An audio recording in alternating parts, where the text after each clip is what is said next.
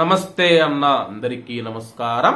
Kuwait Prasad అన్న ఆంజనేయులను ఎందుకు చంపవలసి వచ్చింది, అలాగే దీనికి ముందు ఏం జరిగిందని చెప్పేసి చాలా మంది అయితే అడుగుతూ ఉన్నారు. అలాగే దీనికి సంబంధించి స్థానిక మీడియాలో అయితే ఒక కథనం రావడం జరిగింది. దానికి సంబంధించి పేపర్ను అయితే కట్ చేసుకొని రావడం జరిగింది.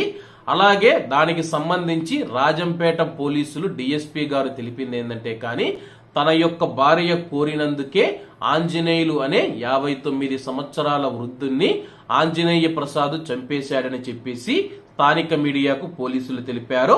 వివరాల్లోకి వెళితే, కొత్త మంగంపేటకు చెందిన ఆంజనేయ ప్రసాద్ మరియు చంద్రకళ దంపతులకు కుమార్తె 12 సంవత్సరాలు.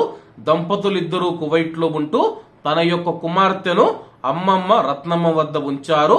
ఇటీవల ఆమె కూడా కువైట్ వెళ్తూ మనవరాలను ఆమె యొక్క కుమార్తె చంద్రకళ చెల్లెలు లక్ష్మి వెంకటరమణ దంపతుల వద్ద వదిలి వెళ్లారు. ఈ విషయం పైన చంద్రకళకు తన యొక్క తల్లి రత్నమ్మ, సోదరి లక్ష్మీల మధ్య తరచూ గొడవలు జరుగుతూ ఉండేవి. ఈ నేపథ్యంలో గత నెల 21వ తేదీన చంద్రకళ గారు కువైట్ నుంచి స్వగ్రామానికి చేరుకొని స్థానిక పోలీసులను కలిశారు. తన చెల్లెల వద్ద ఉన్న తన యొక్క కుమార్తెను ఉంచడం తనకు ఇష్టం లేదని చెప్పేసి, అలాగే ఆ యొక్క పాపను హాస్టల్లో ఉంచి చదివించుకుంటానని చెప్పేసి ఆమె పోలీసులకు తెలిపినట్లు స్థానిక మీడియాలో కథనం వచ్చింది. ఇక పైన తన బిడ్డలతో చెల్లెల కుటుంబ సభ్యుల ప్రమేయం లేకుండా వాళ్ళను హెచ్చరించాలని చెప్పి పోలీసులను ఆమెను కోరింది.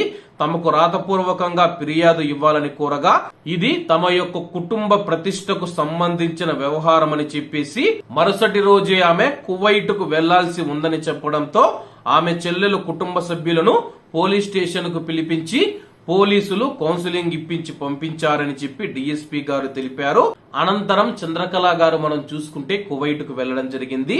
వెళ్లిన తర్వాత భర్త ఆంజనేయ ప్రసాద్ తో కుమార్తె పట్ల ఆంజనేయులు అసభ్యకరంగా ప్రవర్తించాడని చెప్పి అతడిని హతమార్చాలని చెప్పి కోరడంతో అందుకు సిద్ధపడిన నిందితుడు ఐలరాజు పల్లెకు చెందిన తన యొక్క చిన్నాన్న కుమారుడు జద్దా నవీన్ అలియాస్ సింహాద్రితో కలిసి హత్యకు కుట్ర పన్నారని చెప్పేసి డిఎస్పీ గారు వివరించినట్లు స్థానిక పేపర్లో అయితే రావడం జరిగింది. అలాగే తన యొక్క భార్య కోరడంతోనే ఆంజనేయ ప్రసాద్ కువైట్ ప్రసాద్ అన్న ఎవరైతే ఉన్నారో ఆయన యొక్క హత్య చేశాడని చెప్పేసి పోలీసులు అయితే తెలుపుతూ ఉన్నారు. అందుకనే చంద్రకళ గారిని కూడా అరెస్ట్ చేశామని చెప్పి, హత్యకు పూర్తిగా ప్లాన్ వేసింది ఆమె అని చెప్పేసి పోలీసులు తెలుపుతూ ఉన్నారు. నిజానిజాలు ఆ యొక్క భగవంతుడికి తెలియాలి. కాబట్టి అందరూ బాగుండాలి, అందులో మనం ఉండాలి. అందరికీ నమస్తే అన్న, జై హింద్.